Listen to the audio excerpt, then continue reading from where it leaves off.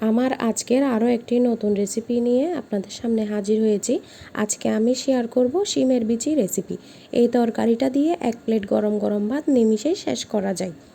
চলুন দেখে নিই এই রান্নার প্রস্তুত প্রণালী। প্রথমে শিমের বিচি খোসা ছাড়িয়ে নিতে হবে।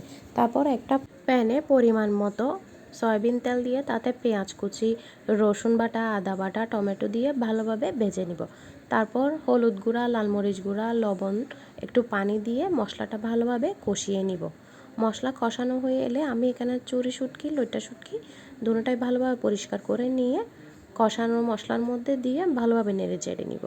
তারপর শিমের বিচি দিয়ে ভালোভাবে নেড়ে চেড়ে দিব। তারপর কাঁচামরিচ দিয়ে ঢাকনা দিয়ে ঢেকে দিব।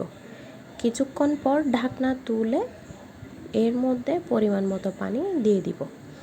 পানি দেওয়ার পর একটু নেড়ে চেড়ে জাল করব। যখন দেখব শিমের বিচি সিদ্ধ হয়ে আসছে, নামিয়ে পরিবেশন করুন।